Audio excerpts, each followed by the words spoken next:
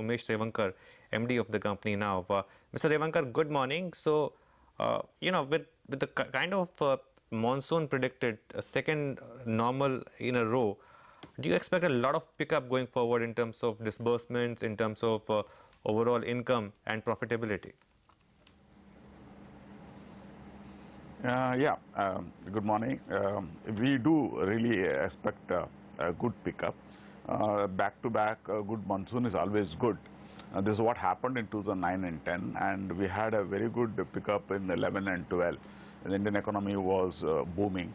So the demand I expect from the rural economy, because rural economy forms 60% of the population, 60 plus, and also informal economy, that is a small sector, which also is 40% of the GDP. These are likely to get a better demand, and the consumption are likely to go up from these places. So consumption going up, demand going up, definitely there will be more economic activity in the rural. So that should give scope for us to a lot of increased demand for credit. And especially I feel second half of the year will be more crucial.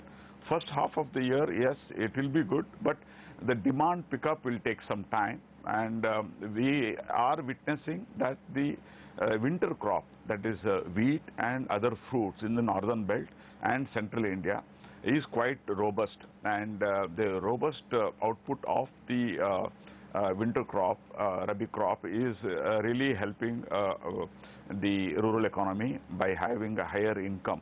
So the higher income at their hand is visible, but it gets reinvested in the farming activity immediately. It may not be spent, but the real spend comes in the festive time, the October, November. So I expect second half of the year to be very good. Okay, second half of the year to be good. Mr. Revankar, good morning. You know, there is an expectation and a view in the market that there could be a transient impact, negative impact of demand on demand because of GST coming through over the next, say, 3 to 4 months.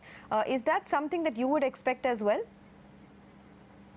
Yes, I do expect there will be a disruption. In the sense, a small informal economy or the players getting adjusted to GST will take some time. However, the government has prepared the machinery quite well. There has been good talk, discussion, but there has not been discussion with the players who are likely to be the user. The user need to be discussed and they need to be taken into confidence. They have to move into GST regime. So I think that will take time. That will be a temporary disruption, and it could be medium-term disruption for some of the sector. But I think the formal economy will benefit at that time.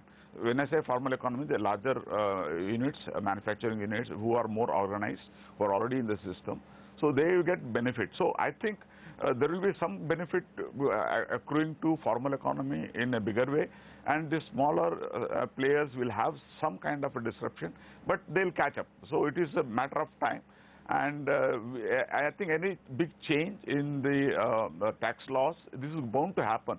And that will have a temporary disruption as far as consumption and demand and manufacturing all are put together. And by December, we should be normal is what I feel.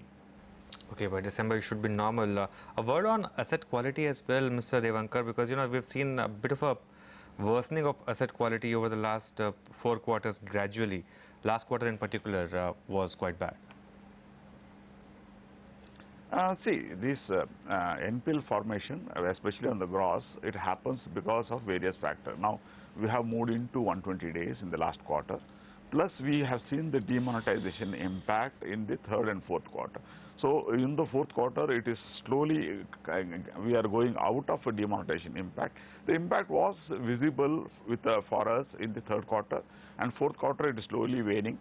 And by now, people have come to some kind of what to call remonetization has helped people for easy currency movement, and people have come back, are coming back into a normal way of doing business.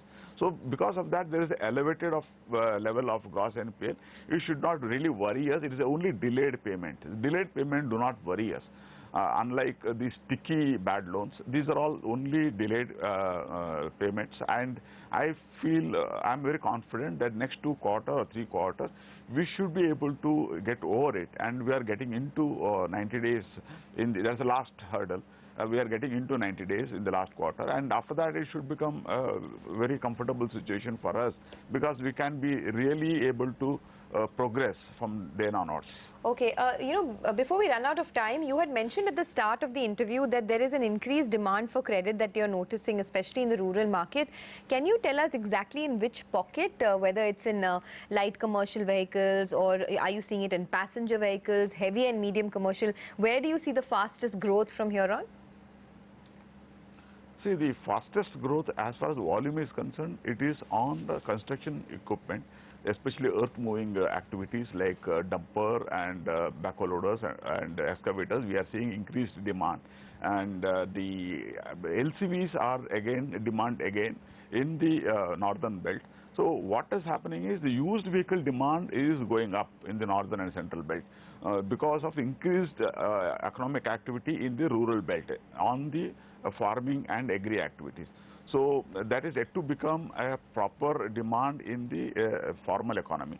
So when I say formal economy, in the urban centric. Urban centric is mostly construction related, and the rural is basically on LCV, tractor and passenger because of higher economic activity there.